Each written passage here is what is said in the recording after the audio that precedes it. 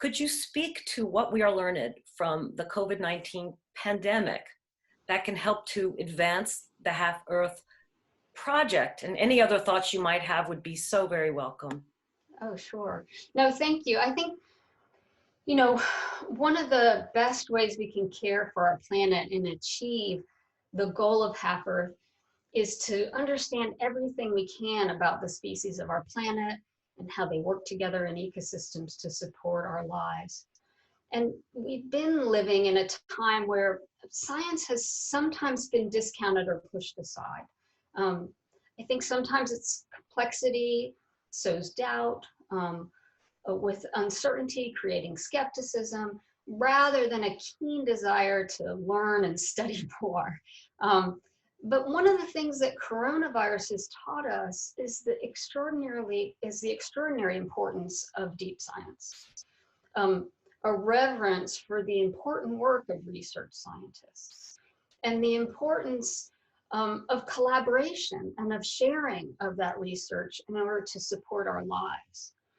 And as I see people more fully engaging with that, it does make me hope that this could nudge a shift in paradigm that could have important consequences for how we think about our relationship to our planet and to each other, and really pushing us to renew our scientific inquiry and to collaborate to support a Half Earth future. And so that's my first one hopeful paradigm shift that I hope it makes us think about science and the importance of science in a different way that inevitably is the key, the backbone of the Half Earth Project. The second thing I think we've found with the coronavirus is a new sense of awareness about the effect of illegal wildlife trade. Now, illegal wildlife trade was an already inherently unethical source of biodiversity loss. But with a new sense of awareness of how that illegal wildlife trade also affects the overall fabric of life. Illegal wildlife trade, the sale of that wildlife in wet markets is the possible source of the coronavirus, right? Those markets create an atmosphere that allows wildlife and humans to come in contact in a way that creates the potential for zoonotic disease that our immune systems are ill prepared to combat.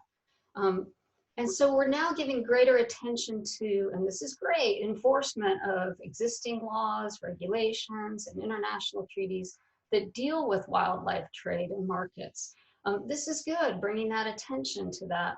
And hopefully a new awareness is emerging that reinforces an underlying shift in consciousness, really humility about what we need to do to care for our planet as the only home we'll ever have. We should forever bear in mind that the beautiful world our species inherited took the biosphere 3.8 billion years to build. And the intricacy of its species we know only in part, and the way they work together to create a sustainable balance, we've only really begun to grasp. What Ed would say, is a quote from him, is like it or not, and prepared or not, we are the mind and stewards of the living world. And so ultimately, our own ultimate future depends upon deepening that understanding and the adoption of a transcendent moral precept to do no harm to the rest of life. And I think that the coronavirus is in some ways sensitizing us to that. I was thinking about the popularity of scenes of animals roaming quarantine cities that seem to be going around on YouTube right now, and how the popularity of those videos really speaks to our inherent biophilia, our inherent connection with nature. And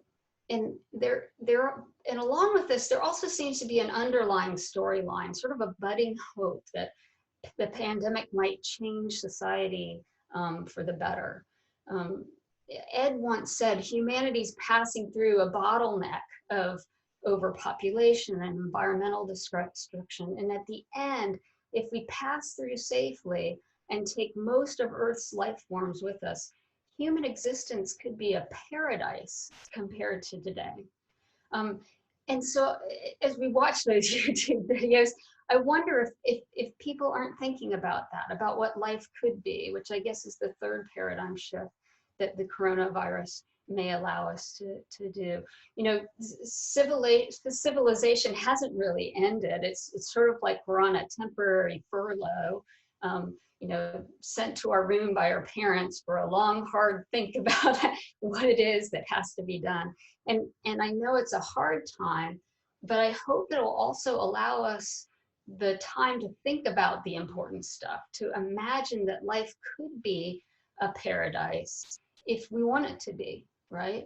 And as Ed says in the book Half Earth, to strive against odds on behalf of all life, to come together around the Half Earth goal and solution for our planet would be humanity at its most noble.